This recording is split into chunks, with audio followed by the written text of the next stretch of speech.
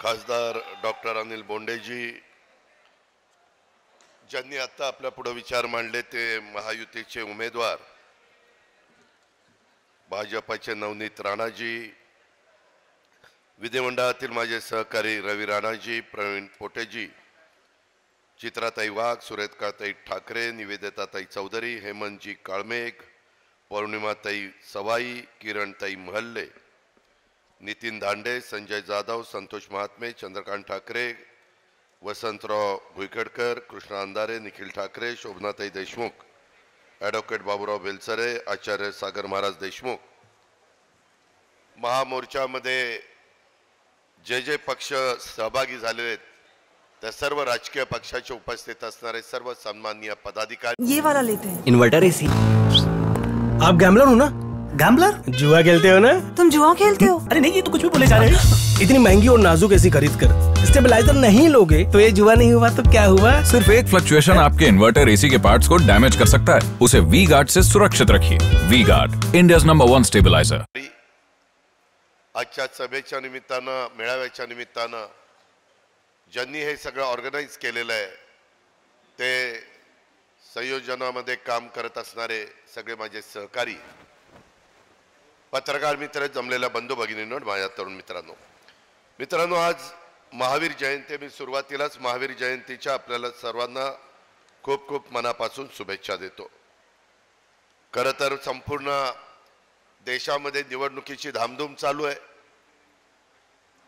आणि त्याच्यामुळे साहजिकच या अमरावती लोकसभा मतदारसंघाच्या महायुतीच्या उमेदवाराच्या प्रचाराच्या निमित्तानं मी आपल्या परिसरामध्ये आलेलो आहे। आपण सगळ्यांनी स्वागत केलं त्याबद्दल सुरुवातीलाच आपल्याला धन्यवाद देतो।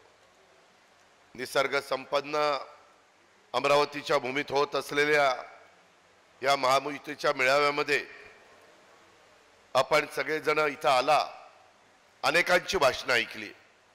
अमरावतीच्या विकासाची आस असणाऱ्या आणि देशाच्या विकासाकडे घेऊन जाण्याची इच्छा असणाऱ्या आणि आदरणीय प्रधानमंत्री नरेंद्रभाई मोदी यांना देशाचं, भारत देशाचं तिसऱ्यांदा पंतप्रधानपदी बसवण्यासाठी सज्ज असणाऱ्या आपल्या सर्वांचं मी मनापासून कौतुक देखील करतो, अभिनंदन देखील करतो। अमरावती जिल्हा तसं संत महापुरुषांचा जिल्हा, संत तुकडोजी महाराज, संत गाडगेबाबा महाराज, संत गुलाबराव महाराज आणि डॉक्टर पंजाबराव देशमुख यांच्या सहवासाने आणि यांच्या कर्तृत्वाने पावन झालेल्या भूमीला मी प्रथम वंदन देखील करतो। या महापुरुषांना सर्वांना अभिवादन देखील करतो। अमरावती जिल्ह्यामध्ये मगाशी बोलत असताना काही माझ्या सहकारी मित्रांनी सांगितलं, पर्यटनाच्या विकासाला वाव इथं मोठ्या प्रमाणावर आपल्याला देता येतोय। इथं मेळघाट असेल, माझा चिखलदरा असेल, इथं कौंडण्यपूर असेल, ही प्रसिद्धी ठिकाणं आहेत आणि या ठिकाणच्या पर्यटन विकासातून इथं उद्योग, इथं रोजगार याची निर्मिती करण्याचा राज्य सरकारचा, आमचा सगळ्यांचा, महायुती सरकारचा प्रयत्न आहे। एकनाथराव शिंदेजी असतील, देवेंद्रजी फडणवीसजी असतील, मी असेल आणि आमचे सगळ्यांचे काम करणारे मंत्रिमंडळातील सहकारी असतील, हे सगळेजण त्याकरता प्रयत्न करतायत। अमरावती जिल्ह्यातल्या नागरिकांच्या जिव्हाळ्याची कामं होण्याच्या करता जिल्ह्यामध्ये सुरू असलेले महत्त्वाचे प्रकल्प, महत्त्वाकांक्षी प्रकल्प पूर्ण करण्याच्या करता तसंच नवीन प्रकल्प देखील माझ्या या अमरावती भागामध्ये आले पाहिजे आणि जिल्ह्याचा विकास झाला पाहिजे, ते आणण्याच्या करता अमरावती लोकसभा मतदारसंघातून धडाडीचा उमेदवार म्हणून नवनीत राणा यांना प्रचंड बहुमताने घड्याळाच्या कमळाच्या, कारण महायुतीमध्ये कमळ पण आहे, घड्याळ पण आहे, धनुष्यबाण पण आहे आणि काल आपल्या पंतप्रधानांनी परभणीला सभा घेतली, ते आपले महादेव जानकरांची शिट्टी देखील पोलीस वाजवतात, ती शिट्टी देखील आहे। आणि आता 2 सभा घड्याळाच्या घेऊन आल्यामुळे घड्याळ तोंडामध्ये आलं, परंतु हे सगळी चिन्ह एकमेकाला सपोर्ट करणारी चिन्ह आहे। ह्या चिन्ह महाराष्ट्रामध्ये जिथं कुठं असतील त्याचं बटन दाबलं की ते मत देशाचे पंतप्रधान नरेंद्र मोदी साहेबांना मिळणार आहे। त्याकरता आपल्याला सगळ्यांना कष्ट घ्यायचेत, कामं करायचेत. मित्रांनो, अमरावती लोकसभा मतदारसंघातल्या विरोधकांची काय परिस्थिती आहे त्या खोलामध्ये मी जात नाही. मी फार कुणावर आरोप प्रत्यारोप करणारा कार्यकर्ता नाही. मी विकासाचा बोलणारा कार्यकर्ता आहे. आज देशामध्ये देखील विकास पुरुष या नात्याने नरेंद्र मोदी साहेबांच्याकडे त्या ठिकाणी बघितलं जातं. त्याच्यामुळं मगाशी चित्राताईंचं मी भाषण ऐकलं, इतर माझ्या सहकाऱ्यांचं भाषण ऐकलं. त्यांनी काही मुद्दे उपस्थित केलेले होते, त्याला तोडीसतोड जबाब देण्याचं काम केलेलं आहे. त्याकरता मी अधिक त्याच्यामध्ये वेळ घेऊ इच्छित नाही. परंतु आपण निवडून दिलेल्या महायुतीचे उमेदवार भाजपचे आपले कमळाचा खून घेऊन हे दिल्लीला आपले प्रश्न समस्या मांडण्याच्या करता चाललेले आहेत. आदरणीय मोदी साहेबांच्या नेतृत्वाखाली सुरू असलेली विकासाची गंगा गेले 10 वर्ष आपण सगळेजण पाहतोय. आपल्या अमरावतीपर्यंत ती गंगा पोचवायची आणि आपल्या अमरावतीचं नाव देखील आपल्याला देशामध्ये मोठं करायचंय. देशाचा गौरव जगामध्ये वाढवण्यासाठी पुन्हा एकदा या देशाच्या 135 कोटी जनतेची सूत्र ही तमाम भारतीयांना ही मोदी साहेबांच्याकडे देण्याची गरज आहे. मी इतके दिवस 14लाही मोदी साहेबांना विरोध केला.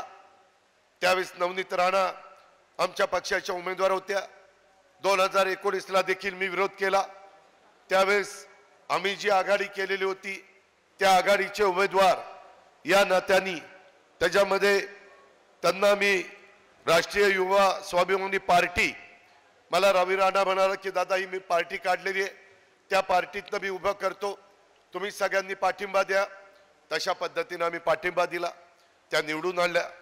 परंतु मित्रांनो, मी एक बघितलं, मी अनेक वर्ष जवळपास 91 साली मी पहिल्यांदा खासदार झालो आणि लगेच सुधाकर नाईकांच्या मंत्रिमंडळामध्ये राज्यमंत्री मला केलं. तेव्हापासून आजपर्यंत मी महाराष्ट्राच्या राजकारणामध्ये काम करत असताना तुम्ही पाहताय 33 वर्ष झाली, काही थोडा काळ झालेला नाहीये. आणि त्यामध्ये हे काम करत असताना मी अनेकांना जवळनं बघितलंय. परंतु मित्रांनो, त्या काळात मी खासदार ज्यावेळेस झालो तेव्हा PV नरसिंहराव आपल्या रामटेकमधून निवडून आलेले होते. त्याच्या आधी ते आले होते, नंतर ते पंतप्रधान झाले. आणि त्या पंतप्रधानापासून मी आता नरेंद्रभाई मोदींची पण कारकीर्द सगळ्यांची बघितली. 10 वर्ष नरेंद्रभाईंची बघितली, 10 वर्ष डॉक्टर मनमोहन सिंगांची बघितली, वाजपेयी साहेबांची एकदा 13 दिवसाची, 13 महिन्याची आणि 5 वर्षाची बघितली. त्याच्या आधीच्या काळामध्ये जे कोणी पंतप्रधान झाले त्या सगळ्यांची कारकीर्द बघितली. परंतु मित्रांनो, तुमचा माझा देश 18 पगड 12 बलुतेदारांचा देश आहे. इथं युगपुरुष छत्रपती शिवाजी महाराज आहेत. हिंदवी स्वराज्याची स्थापना करत असताना महाराजांनी कधी जातीपातीचा नात्यागोत्याचा विचार केलेला नव्हता. महाराजांनी सर्वांना बरोबर घेऊन हिंदवी स्वराज्याची स्थापना केली. सगळ्या मावळ्यांना त्यांनी एकवटलं आणि त्याच्यातनं इतिहास निर्माण केला. हा आपल्या सगळ्यांना माहिती आहे. आज देखील महाराजांचा इतिहास ऐकल्यानंतर आपली छाती फुलून येते. मी विकासाच्या मागे जाणारा कार्यकर्ता आहे. मी अनेकदा आमच्या सहकाऱ्यांना सांगितलं, वडीलधाऱ्यांना सांगितलं, 2014ला आमच्या राष्ट्रवादी काँग्रेस पक्षाने संपूर्ण निकाल यायच्या आधीच भारतीय जनता पक्षाला विधानसभेमध्ये बाहेरनं पाठिंबा दिला. आपले देवेंद्रजी मुख्यमंत्री झाले. आम्हाला सांगण्यात आलं की काही दिवसांनी आपल्याला त्या सरकारमध्ये जायचं. परंतु कुठं काय खटकलं माहिती नाही. आम्ही फक्त वरनं आदेश यायचे, आम्ही त्याची अंमलबजावणी करायचो. एक हाडाचा कार्यकर्ता म्हणून मी महाराष्ट्रामध्ये फिरायचो. मित्रांनो, मला पहाटे 5ला उठून 6ला कामाची सवय. मी अक्षरशः माझ्या मतदारसंघात 6 वाजल्यापासून कामाला सुरुवात करतो आणि ते सातत्य मी आजपर्यंत टिकवलेलं आहे. त्याच्यामुळं मी कामाचा माणूस आहे. आज देशाचे पंतप्रधान देखील नरेंद्रभाई मोदी हे बघा 24 तासातले 18, 19, 20 तास काम करत असतात. परदेशातनं आले तरी जेटलॅग नसतं, लगेच कामाला सुरुवात. अनेकदा आज राज्यात महायुतीमध्ये मी देवेंद्रजी आणि एकनाथराव आहेत. ज्या वेळेस दौऱ्याच्या निमित्तानं मोदी साहेब येतात त्यावेळेस त्यांना आम्हाला वेलकम करावं लागतं, प्रोटोकॉल प्रमाणे ज्या वेळेस चर्चा करायची वेळ येईल, त्या वेळेस सतत आपल्या भारताचा विकास, आपल्या भारतातल्या शेवटच्या माणसाला कशी मदत करता येईल, भारत आज जगामध्ये वरच्या क्रमांकावर कसा राहील, जगातले सगळे देश भारताकडे अतिशय रिस्पेक्टफुली कसे बघतील. तुम्हाला उदाहरण देतो. आज आपले पंतप्रधान ज्यावेळेस परदेशामध्ये जातात, तुम्ही आम्ही कुणी नसतो, परदेशात भारतीय काही असतात आणि परदेशी लोक असतात, तरी देखील प्रत्येक देशामध्ये इतक्या मोठ्या संख्येने मोदी साहेबांचं स्वागत केलं जातं आणि त्यामध्ये मोदी साहेबांना प्रतिसाद लोक देतात. का देतात? काहीतरी विश्वास आहे म्हणून देतात. हे काही येड्यागबाळाचं काम नाही. ह्याच्यामध्ये मधल्या काळामध्ये युक्रेन आणि रशियाचं युद्ध झालं. तुम्हाला अमरावतीकरांना माहिती नाही, परंतु युक्रेनमध्ये आपले बरेचसे मेडिकलचे विद्यार्थी तिथे शिक्षण घेत होते. अचानक युद्ध पेटलं. आपल्या मुलांना आणायचं कसं? पालक आम्हाला फोन करायचे, महाराष्ट्रातले, इतर राज्यातले लोक परराष्ट्र मंत्रालयाला फोन करायचे. ते सगळं मोदी साहेबांनी बघितलं. मोदी साहेबांनी डायरेक्ट पुतीनला फोन केला आणि सांगितलं, माझ्या मुलांना मुलींना मला भारतात घेऊन यायचंय, त्या काळाकरता युद्ध थांबलं पाहिजे. मित्रांनो, त्यावेळेस आपली विमानं जायची, आपल्या मुला मुलींना टेक ऑफ घ्यायचा, घेऊन यायची, त्यावेळेस युद्ध थांबलेलं असायचं. एवढी ताकद कुणामध्ये? ह्याच्या आधी कधी घडलं? पाकिस्तान सारखं राष्ट्र सातत्याने वाकड्या नजरेने बघायचं, सातत्याने कुरघुड्या करायचं, परंतु जो पुलवामाच्या निमित्तानं दणका दिला, परत त्या पाकिस्तानचं पेकाटच मोडून टाकलं. परत काय पाकिस्ताननी आवाज काढला नाही. आज दैन्य अवस्था त्या पाकिस्तानची आहे. अशा पद्धतीनं एक कर्तबगार नेता आपल्याला मोदी साहेबांच्या रूपाने मिळालेला आहे. आणि जगामध्ये आज आपल्या 5व्या क्रमांकावर अर्थव्यवस्था नेलेली. कुठं? जगामध्ये. आम्हाला ते सांगतात, देशाला सांगतात, आता अजित आपल्याला 3ऱ्या क्रमांकावर भारताची अर्थव्यवस्था द्यायची जगात. त्याच्यामुळं गुंतवणूक वाढणार आहे, GDP वाढणार आहे, आपलं राहणीमान बदलणार आहे. मी मगाशी अनेकांची भाषणं ऐकत होतो. मी त्याच्यामध्ये विशेषतः आमच्या भगिनी, त्यांचंही मी भाषण फार बारकाईनं पौर्णिमाताई सवाईंचं ऐकलं. मला त्यांची सुखदुःख कळतात, कारण मी पण शेतकऱ्याच्याच पोटी जन्माला आलेलो आहे. आज देखील जरी मी उपमुख्यमंत्री असलो तरी मी माझी शेतीवाडी मीच करतो.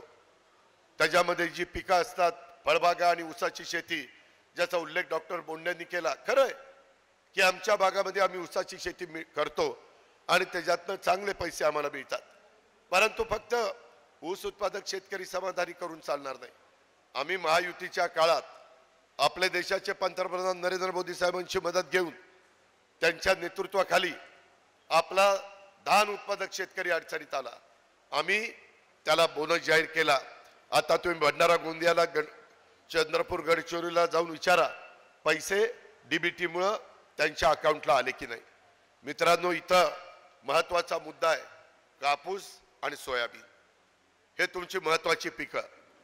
ज्यावेळेस आम्ही सगळेजण धानाला मदत केली, दूध उत्पादक शेतकऱ्यांना दुधाचा दर कमी झाला, 5 रुपये लिटरला. जेवढं गाईचं दूध तुमच्या माझ्या राज्यामध्ये माझा शेतकरी गाईपासून त्या ठिकाणी तयार करून मिळवतो, त्या दुधाला रोज 5 रुपये लिटरला राज्य सरकार सबसिडी देतं. 27-28 दर असेल तर त्यांना 33 पर्यंत पैसे मिळतात. पैसे देताना डायरेक्ट DBT आम्ही करतो. थोडंसं त्याच्यामध्ये वेळ लागतोय. कधी सर्व्हर अडचणीमध्ये येतो, कधी ऑनलाईन काही गोष्टी अडचणीत येतात, पण कुणाच्या हातामध्ये दिल्यानंतर माणसापर्यंत, शेतकऱ्याच्या पर्यंत पोचताना काही त्याच्यामध्ये पाझरतं. आम्हाला ते पाझरून द्यायचं नाही. जो निर्णय घेईल तो सगळ्याच्या सगळ्या अकाउंटला गेला पाहिजे, त्या शेतकऱ्याच्या खात्यात गेला पाहिजे. अशा पद्धतीनं तोही निर्णय आम्ही घेतला. त्याच्यातून ज्या वेळेस इतर माझा शेतकरी अडचणीत आला, त्याला मदत करण्याच्या करता आम्ही पुढे आलो. गारपीट असू द्या, त्याच्यामध्ये अतिवृष्टी असू द्या, त्याच्यामध्ये दुष्काळ असू द्या, त्याच्यामध्ये कुठल्याही प्रकारचं नैसर्गिक संकट आलं तर NDRF SDRF मार्फत आम्हाला अमितभाई शहा देखील मदत करतात, म्हणजेच मोदी साहेब मदत करतात. राज्य सरकारची मदत दोघांचं एकत्र घेऊन SDRFच्या 1.5 आम्ही मदत करतो. का तर माझा शेतकरी अडचणीत येता काळामध्ये 1 रुपयामध्ये पीक विमा तुम्हाला दिलाय, बाकी पैसे राज्य सरकार आणि केंद्र सरकार भरतं.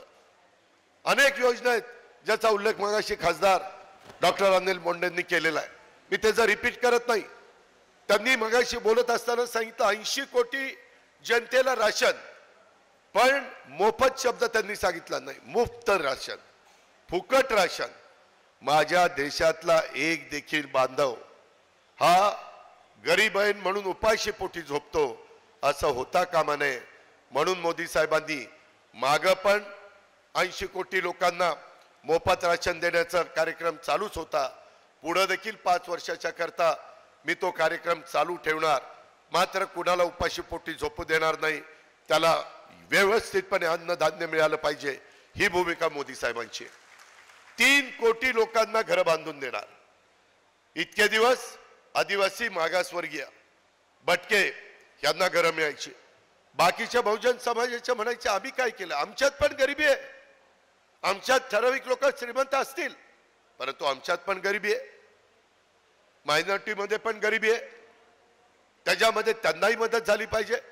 आता आपण जो गरीब इकॉनॉमी वीकर सेक्शन ह्याच्यामध्ये आत बसणारा आणि ज्याचं स्वतःचं घर नाही अशा सगळ्यांना घर देण्याचा 3 कोटी लोकांना, म्हणजे प्रत्येकाच्या घरात 5 लोक असतील तर 15 कोटी लोकांना त्याचा फायदा त्यांच्या कच्च्या बच्चांना होणार आहे. हा निर्णय मोदी साहेबांनी घेतला.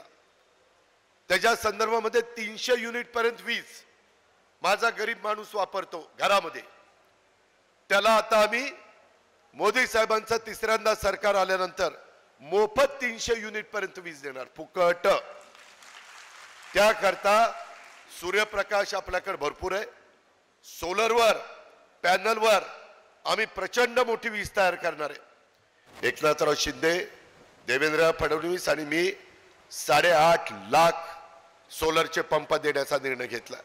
माझे शेतकरी म्हणतात दादा दिवसा वीज मिळाली पाहिजे. आता 8 दिवसाला कधी दिवसा कधी रात्री, रात्री कधी कधी बिबट्याचा त्रास असतो, कधी कधी विंचुकाट्याचा त्रास असतो, सापाचा त्रास असतो. म्हणून सूर्य उगवला तुमची मोटर चालू, सूर्य मावळला मोटर बंद, घरी जायचं, कुटुंबामध्ये राहायचं. त्याच्यामुळं दिवसा ढवळ्या तुम्हाला पाणी हे देता येणार आहे. इथले सगळे मोठे प्रकल्प ह्याला गती देण्याच्या करता मित्रांनो आम्ही पुढाकार घेतलेला आहे.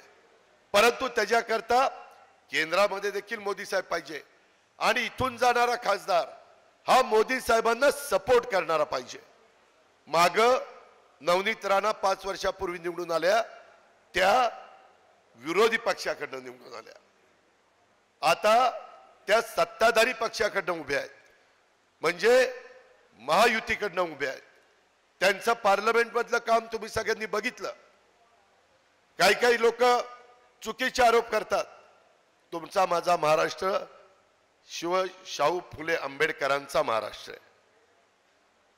बहुजन समाजाला न्याय देण्याचं काम करण्याच्या करता आम्ही राज्यकर्ते म्हणून तिथं बसलेलो आहे. तुम्ही काळजी करू नका. त्यामध्ये कुठेही मी देखील सरकारमध्ये जात असताना बहुजन समाजातल्या माणसाला मदत व्हावी. सत्ता येते सत्ता जाते, ताम्रपट तर कुणीच घेऊन जन्माला आलेलं नाहीये, पण सत्तेचा वापर हा सर्वसामान्य माणसाचे प्रश्न सोडवण्याच्या करता करायचा असतो आणि तो करण्याकरता खंबीर अशा प्रकारचं नेतृत्व देशाला हवं असतं. आज ते देशाला मिळालेलं आहे. ते नेतृत्व आपण सांभाळलं पाहिजे. आज देशात बघा, एकीकडे मोदी साहेब आहेत आणि एकीकडे दुसरे विरोधक आहेत. दुसऱ्या विरोधकांच्याकडे सगळी त्यांची खिचडी झालेली आहे. कुणी नेतृत्व करू शकत नाही. घडीभर धरा राहुल गांधी त्यांचा नेता. राहुल गांधींची कारकीर्द गेले अनेक वर्ष ते खासदार म्हणून काम करतात. खरं तर डॉक्टर मनमोहन सिंगांच्या काळामध्ये त्यांनी मंत्रिपद घेऊन त्या मंत्रिपदाला न्याय द्यायला पाहिजे होता. परंतु नाही घेतलं, तो त्यांचा अधिकार आहे. आणि मोदी साहेबांची 10 वर्षाची कारकीर्द डोळ्यासमोर ठेवा. मित्रांनो, एवढ्या मोठ्या देशाचा गाडा पुढे नेत असताना प्रश्नाची जाण असणारं नेतृत्व हवं असतं. 24 तासातले 18-18, 20-20 तास काम करणारं नेतृत्व हवं असतं. त्याच्यामध्ये देश पातळीवर काम करताना जगामध्ये देखील तुम्हाला प्रश्नांची माहिती असावी लागते. आणि कर्मधर्म संयोगाने ह्या सगळ्या गोष्टी नरेंद्र मोदी साहेबांच्या मध्ये आपल्याला पाहायला मिळतात. त्याकरता आपल्याला त्यांना तिसऱ्यांदा त्यांनी पंतप्रधान करायचे, ते सांगतात अरे 10 वर्ष झाली, ये तो ट्रेलर था, पिक्चर अभी बाकी है. आता त्यांनी आत्ताच ठरवलंय की लगेचच पुढे काय काय गोष्टी करायच्या आणि तशा प्रकारची त्यांचं नियोजन आहे. त्यांची प्रशासनावर जरब आहे. चांगलं काम करण्याच्या करता प्रशासनावर एक कमांड असणारा नेता हवा असतो. तो मोदी साहेबांच्या मुळे मिळालेला आहे. मित्रांनो, आज माझ्या अमरावतीच्या परिसरामध्ये आपल्या हायब्रिड ॲन्युटीच्या निमित्तानं रस्त्यांची किती 1000 कोटीची कामं आम्ही मंजूर केली माहिती आहे. 2000 कोटी रुपयाची कामं ह्या अमरावती जिल्ह्यामध्ये आपण ॲन्युटीच्या माध्यमातून हायब्रिड ॲन्युटी ह्याच्यातनं मंजूर केलेली आहे. सेंट्रल रोड फंड 300 कोटीची कामं गडकरी साहेबांनी आपल्याला मंजूर करून दिली. कशाला म्हणतात 300 कोटी, कशाला म्हणतात 2000 कोटी? त्या संदर्भामध्ये आपल्याला उद्याच्याला नवनीत राणा महायुतीच्या उमेदवार भाजपच्या उमेदवार म्हणून निवडून जातील, त्यावेळेस दिल्लीमध्ये देखील तेच सरकार आहे आणि दिल्लीत मोदी साहेब मदत करतील, राज्यामध्ये एकनाथराव शिंदे, देवेंद्रजी आणि आम्ही लोक मदत करू. त्याच्यातून आपला विमानतळाचा प्रश्न, आपल्याकडे जागा विमानतळाच्या करता आहे. पहिली 1400 मीटर होती, त्याच्यात छोटी छोटी प्लेन उतरत होती, आता 1800 मीटर केली. तरी देखील अजून वाढवण्याची गरज आहे. आपल्याकडे जागा ॲक्वायर केलेली आहे. आता आपल्याला 2400 मीटरची धावपट्टी करायची. नुसती धावपट्टी करून चालणार नाही, त्याकरता टर्मिनल करावं लागेल, त्याची इमारत आपल्याला करायची. नाईट लँडिंगचं काम चालू आहे. ह्या सगळ्या कामामध्ये देखील केंद्राची राज्याची मदत लागते. आपल्याला रेल्वेचं जाळं, वंदे भारत ट्रेन, चांगल्या चांगल्या प्रकारचे रेल्वे स्टेशन, नॅशनल हायवे, अजून कुठं काही राहिलेले असतील तिथं चांगल्या चांगल्या प्रकारचे फ्लायओव्हर, चांगल्या प्रकारचे ब्रिजेस, ह्या सगळ्या गोष्टी करायच्यात. त्याच्याकरता कोट्यावधी रुपयाचा पैसा लागतो. तुमच्या पुढे अजित पवार जो बोलतोय ना, त्याच्या हातामध्ये राज्य सरकारचे 6 ते 1.25 लाख कोटी रुपयाचं बजेट असतं. उद्याच्या 10 तारखेला माझा पुन्हा बजेट आहे, परंतु 4 तारखेला निकाल लागणार आणि त्याच्यानंतर नवीन सरकार अस्तित्वात येणार. त्याच्यानंतर त्यांचं बजेट होणार संसदेचं, म्हणजे भारताचं, आणि मग त्यांचं झाल्यावर पुन्हा आमचं. त्याच्यावर कदाचित 10 तारीख आम्हाला पुढे ढकलावी लागेल. एकनाथराव, देवेंद्रजी, मी चर्चा करून तो ठरवेत. पण मी तुम्हाला सांगतो 6-1.25 लाख कोटीमध्ये आम्ही ज्यावेळेस योजना देतो त्यावेळेस त्यांचं बजेट आपल्या जवळपास 15 पट मोठं असतं. त्याच्याकरता आपल्याला उद्योग आणायचे. टेक्स्टाईल पार्क झालंय, त्याच्यातनं महिलांना रोजगार मिळतोय, पण अजूनही मोठं काम आपल्याला करायचंय. मागाशी मी कापूस आणि सोयाबीनच्या बद्दल बोलत होतो. मित्रांनो, तुम्ही बघा, आचारसंहिता लागायच्या आधी आम्ही जवळपास आठवड्याला 2-2दा कॅबिनेट घेतल्या. का तर निर्णय पटापटा घ्यायचे होते. त्याच्यातून निर्णय घेतले. आम्हाला सोयाबीनची बद्दलची सगळी माहिती जशी धानाची आली, दुधाची आली, तशी आम्हाला पाहिजे होती, परंतु ती माहिती वेळेत आली नाही. कापसाची माहिती वेळेत आली नाही. आम्हाला कापसावर क्विंटलवर मदत नाही करायची, सोयाबीनला क्विंटलवर मदत नाही करणार. कारण काय झालं, माझ्या शेतकऱ्यांनी नड भागवण्याच्या करता कापूस सोयाबीन विकलेला आहे. आम्ही धानाला आता क्विंटलला मदत करत नाही, आम्ही तिथं हेक्टरला, त्याचं जेवढं क्षेत्र धानाचं होतं त्या पद्धतीनं मदत करतो. तशाच प्रकारची मदत आम्ही कापूस आणि सोयाबीनला त्या ठिकाणी करू. त्याकरता बजेटमध्ये 4,000 कोटी रुपयाची तरतूद आम्ही करून ठेवलेली आहे. पण आचारसंहिता त्याच्यानंतर सुरू झाली. तुम्ही असं म्हणाल की काय ही गप्पा मारतो, उद्याच्याला निवडणुकीमध्ये नवनीत राणांना मतं घेईल आणि पहिल्या क्रमांकावरच त्यांचं नाव आहे, तिथं बटणं दाबून घेतल्यावर उद्या म्हणाल की ह्याचं काम झालं. नाही, आम्ही शब्दाचे पक्के आहोत. तुम्हाला मदत करणार म्हणजे करणार, आणि उद्याच्याला नाही मदत झाली तर विधानसभेच्या निवडणुकीच्या निमित्तानं पण आम्हाला महायुतीच्या वतीनं मतं मागायला यायचंच आहे. त्यावेळेस उभं करू नका. सांगा अजित पवार चले जाओ, तू सांगितलं होतं अमरावतीला येऊन मदत करतो म्हणून, कुठे गेली मदत? आचारसंहिता संपल्या त्या कामाला लागणार आहे.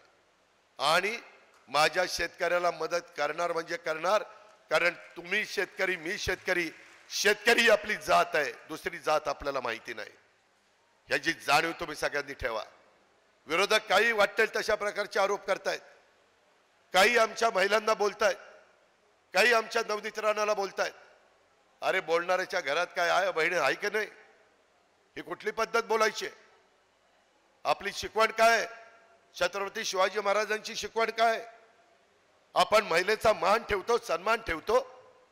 आज नरेंद्र मोदी साहेबांनी त्या महिलांना 2029च्या निवडणुकीत आता 543 जागा लोकसभेच्या आहेत, त्याच्या व्यतिरिक्त 1/3 जागा महिलांना आरक्षित करून ठेवल्यात. पुढच्या वेळेस तेवढ्या महिला वाढणार आहेत. आपली 288 जागा माझ्या विधानसभेमध्ये महाराष्ट्राच्या आहेत. 96 जागा 288 सोडून, तुम्हाला कुणाला वाईट वाटायला नको, आमच्या जागांवर गंडांतर आलं म्हणून सोडून महिलांना वेगळ्या जागा 96 ठेवल्यात. अशा पद्धतीनं महिलांचा मान सन्मान हे मोदी साहेब करताय. मोदी साहेबांच्यावर आरोप होतो, आम्ही पण करायचो 2014च्या निवडणुकीत, 2019च्या निवडणुकीत. संविधान बचाओ देश बचाओ. आम्हाला आमचे वरिष्ठ सांगायचे अरे हे संविधान बदलतील. अरे बाबांनो, घटनेचे शिल्पकार डॉक्टर बाबासाहेब आंबेडकरांनी इतकं उत्तम संविधान आपल्याला दिलेलं आहे की जोपर्यंत सूर्य आणि चंद्र आहे तोपर्यंत कुणी ते संविधान बदलू शकत नाही. एवढं चांगलं संविधान आहे. पण विकासाचा मुद्दा सांगायला नाहीये. विरोधक काय सांगणार? त्याच्यामुळे म्हणतात संविधान बदलला आणि आमच्या मागासवर्गीय समाजाला चलबिचल करायला लावतात. ते घाबरून जातात, म्हणतात घटना बदलला. मित्रांनो, घटना अमेंडमेंट करावी लागते. इथं बहुतेकांना माहिती आहे, देशाचे पहिले पंतप्रधान जवाहरलाल नेहरूजी तेव्हापासून मोदी साहेबांच्या पर्यंत त्या ठिकाणी आपल्याला अमेंडमेंट करण्यात आलेलं आहे. तेव्हापासून आपले लाल बहादूर शास्त्री जय जवान जय किसान 2च वर्ष पंतप्रधान होते. 2 वर्षात तीनदा घटनेमध्ये अमेंडमेंट त्यांनी केली. आणि आतापर्यंत सगळ्या पंतप्रधानांनी मिळून, सगळ्या, त्याच्यात वाजपेयी आहेत, त्याच्यात डॉक्टर मनमोहन सिंगजी आहेत, त्याच्यामध्ये PV नरसिंहरावजी आहेत, इंदिराजी आहेत, राजीवजी आहेत, त्यामध्ये आपले पंडित जवाहरलाल नेहरू आहेत, लाल बहादूर शास्त्री, सगळे जवळपास 106 वेळेला. मोदी साहेबांनी कधी अमेंडमेंट केली? आपलं मागास आयोग ह्याची मुदत संपली होती. ती मुदत वाढवण्याच्या करता घटनेमध्ये अमेंडमेंट करावी लागली. मागास आयोगाची मुदत वाढवायला नको होती? मागास समाजाला मूलभूत गरजा त्यांना मिळतात का नाही बघण्याकरता पाहिजेच होती. दुसरी दुरुस्ती, आमच्या महिलांना 33% जागा ऍडिशनलच्या संसदेमध्ये, राज्यसभेमध्ये, विधानसभेमध्ये, विधान परिषदेमध्ये. चांगलं झालं ना. 50% महिला वर्ग आहे, करणंच गरजेचं होतं. अनेकांनी आश्वासन दिली, आमचं सरकार आलं आम्ही 33% जागा देऊ. कुणी दिलं नाही. द्यायला धमक आणि ताकद लागते, जोर लागतो. लात मारेल तिथं पाणी काढण्याची धमक लागते. अशा पद्धतीचं हे नेतृत्व आहे. आणि म्हणून मी आपल्याला सगळ्यांना सांगेन, ह्या ज्या काही छोट्या छोट्या अमेंडमेंट केल्या जातात त्या कुणालाही कुणी पंतप्रधान झालं तर त्या करावं लागतात. 370 कलम रद्द करायचं, अमेंडमेंट करावी लागली. जम्मू काश्मीरचा भाग आपल्यात होता, त्याच्यामध्ये आपल्याला तिथं जाणं, जमीन घेणं सगळ्यांना मुभा पाहिजे होती. आज महाराष्ट्र सरकारने तिथं जमीन घेतली, महाराष्ट्र सदन आम्ही बांधतोय. जर आमचा गरीब माणूस मध्यमवर्गीय जम्मू काश्मीर एकदा बघायला गेला, त्याला हॉटेलचा खर्च परवडला नाही, तर तो महाराष्ट्र सदनमध्ये राहील, तिथं जेवेल, तिथं राहील, तिथं नॉमिनल चार्ज देईल. त्याकरता आपण प्रयत्न करतोय. अशा पद्धतीची कामं आपण करतोय. देशाचे पंतप्रधान नरेंद्र मोदी साहेब करतायत. मित्रांनो, सध्या तुमच्या माझ्या महाराष्ट्रात काही जिल्ह्यात, काही तालुक्यामध्ये अचानक ह्या एप्रिल महिन्यामध्ये वादळ सुटतंय, पाऊस येतोय, गारपीट होते, एवढा वारं सुटतंय की अक्षरशः पिकांचं नुकसान करून जातंय. आता जरी आचारसंहिता असली तरी एकनाथराव शिंदेंनी स्टँडिंग ऑर्डर दिलेल्या होत्या आचारसंहिता लागण्यापूर्वी, की अशा प्रकारचं नैसर्गिक संकट आलं मग त्याच्यामध्ये संत्र्याचं नुकसान होऊ, त्याच्यामध्ये माझ्या शेतकऱ्याचं कुठल्याही पिकाचं नुकसान होऊ, फळबागांचं नुकसान होऊ, त्याला मदत झाली पाहिजे. अशा पद्धतीचा आपण निर्णय घेऊन ठेवलाय. त्याच्यामुळं तुम्ही काळजी करू नका. जोपर्यंत महायुतीच्या सरकारच्या पाठीशी आपण आहात, महायुती हे सर्वसामान्यांचं सरकार आहे, हे तुमचं सरकार आहे. त्याच्यामध्ये ह्या ज्या अडचणी आहेत त्या सोडवण्याच्या करता आम्ही केव्हाही तुमच्या करता तयार आहोत. आणि त्याकरता माझी तुम्हाला सगळ्यांना आग्रहाची विनंती आहे, वाटेल तशा पद्धतीनं भावनिक होऊ नका.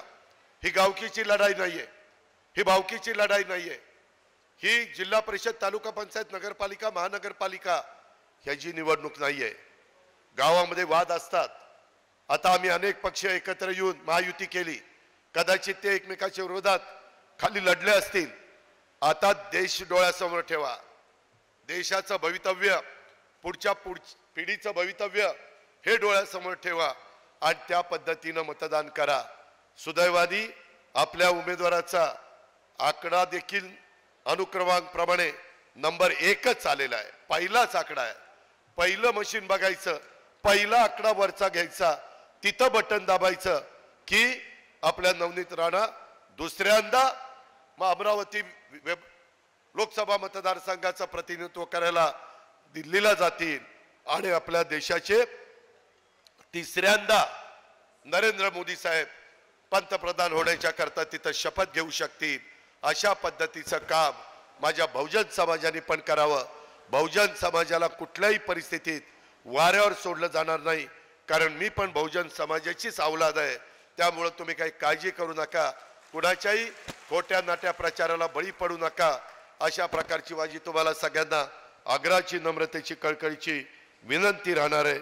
आज मला अजूनही सकाळी माझ्या पुण्यामध्ये सभा होत्या, आता मी ही सभा केली.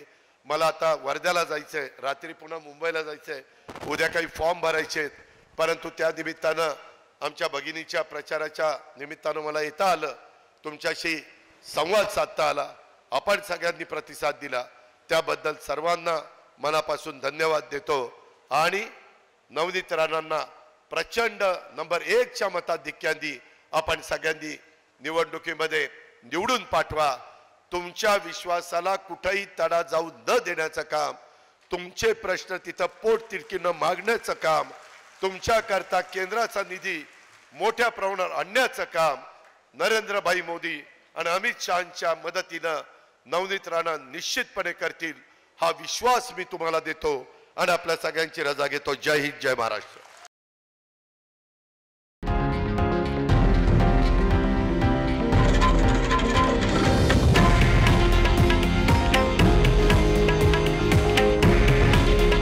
हे आहे देशातील नंबर 1 न्यूज नेटवर्क आणि आपण पाहत आहात TV9 मराठी.